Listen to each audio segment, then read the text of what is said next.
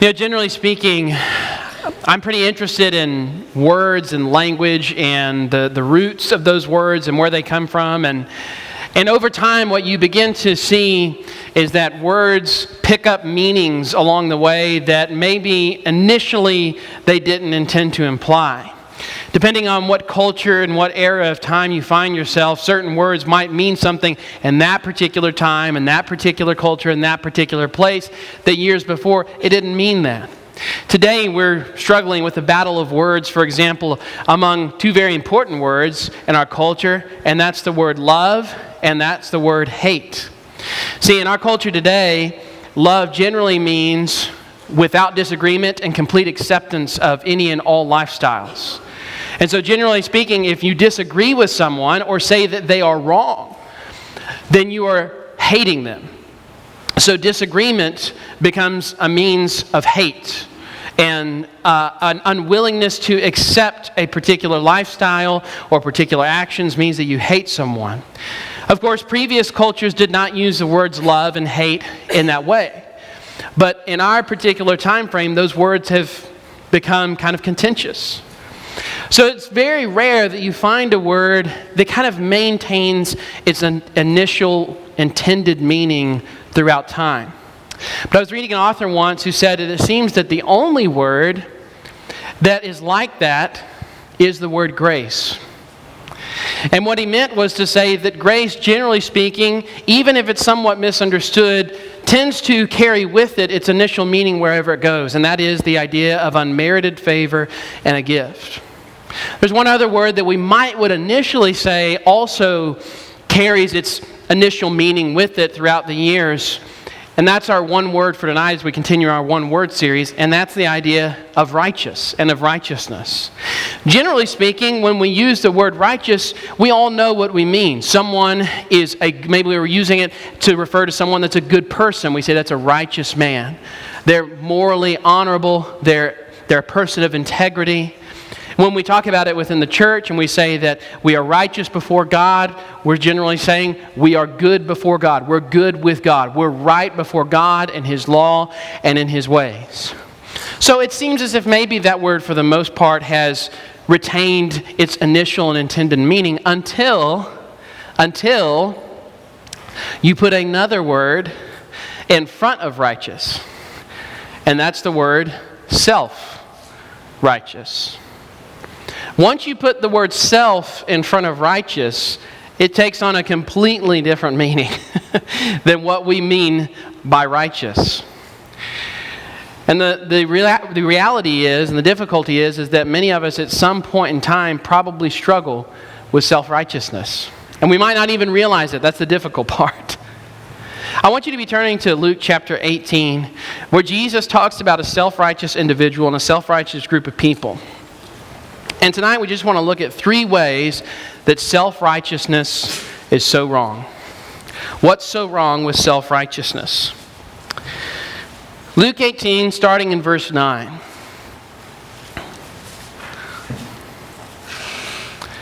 Jesus says he also told this parable to some who trusted in themselves that they were righteous and treated others with contempt.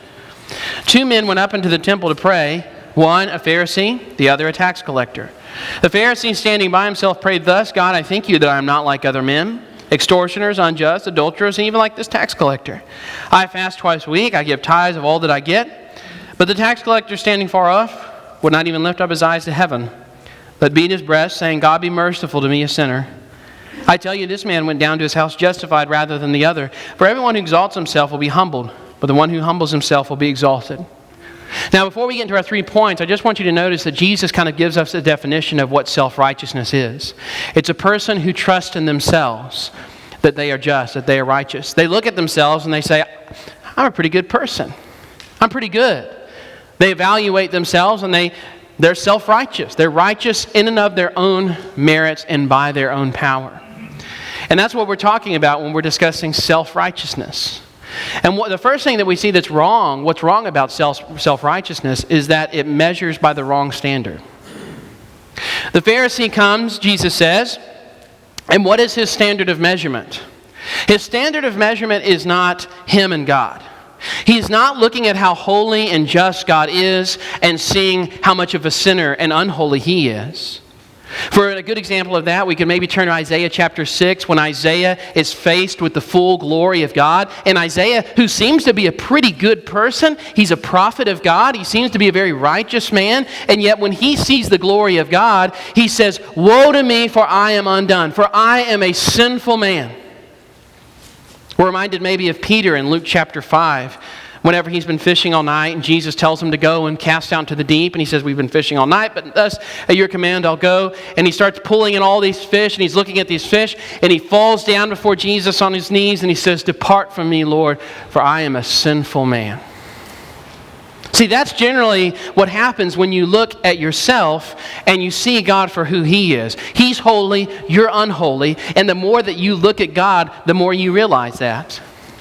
But this Pharisee is not looking at God. His standard that he's measuring his righteousness by as to whether or not he's justified, as to whether or not he's a good person, as to whether or not he's righteous, is not God, but it's other people.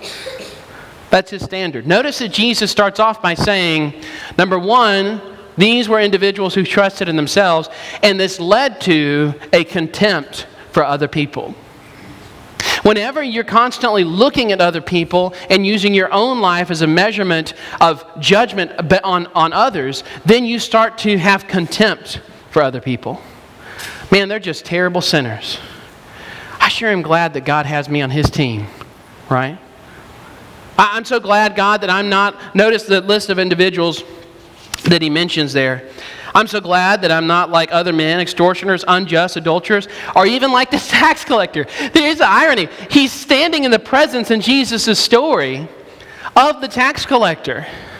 And he's praying out loud, most likely, because that's what the Pharisees did, so the people would hear them, and says, "God, I thank you that I'm not like this person, and I think I'm not like this person."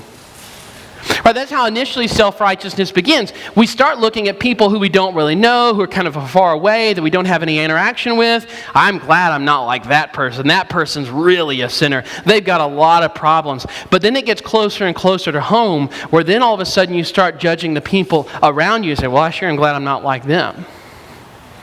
I sure glad I come to worship every time the doors are open. I contribute well to the church. I'm asked to lead public prayers. I volunteered every church event. Lord, I thank you that I'm not like this person. I thank you that I'm not like this person who raises their children in a certain way. I'm thankful that I'm not like this person who's not as articulate as I am."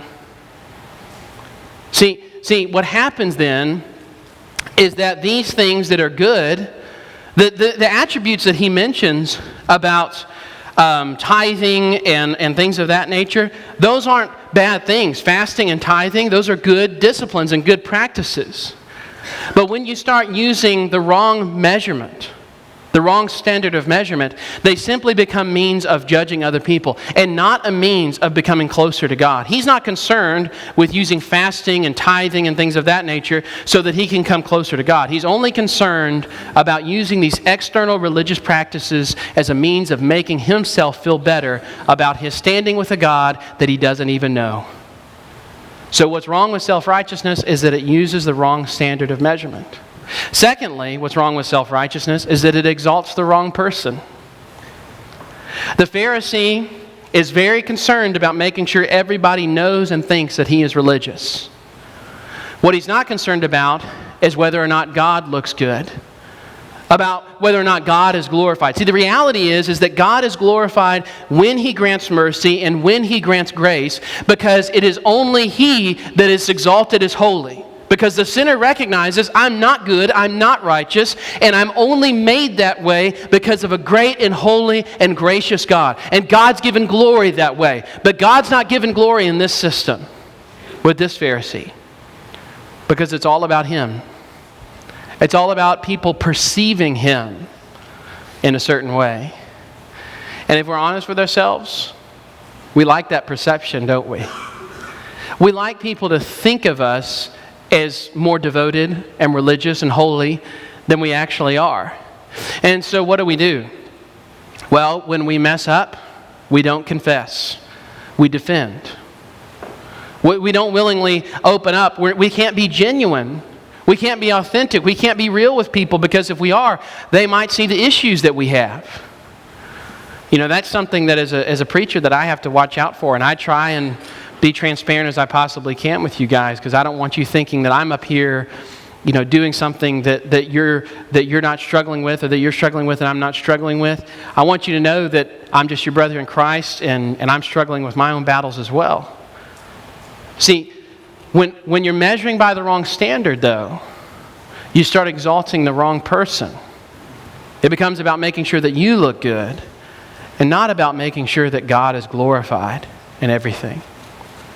This is the problem. This is the problem that Jesus is constantly criticizing about the Pharisees. They were using religion for their own purposes, and they were using it to exalt themselves. So, it uses the wrong standard of measurement, it exalts the wrong person, and it produces the wrong results. Here's the irony. If there's a crowd around these two men, which maybe there is, I know it seems to be a hypothetical situation, but Jesus would say the Pharisees would try and grab, people and get people's attention when they were praying. In fact, if there's a crowd here, and there's just onlookers watching the scenario, and there's a religious teacher who's praying this great prayer, and this tax collector who everybody knows he hangs out with the wrong crowd, and he has maybe had some questionable practices in the past, and he's so embarrassed by himself that he can't even look up at the sky, and he just is beating his breast, and he had to look ridiculous.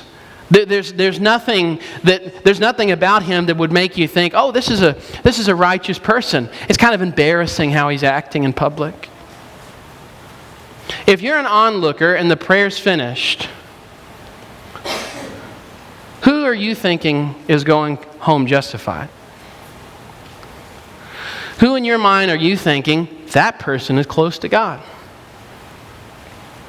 If we're honest with ourselves, generally speaking, we would probably say the Pharisee.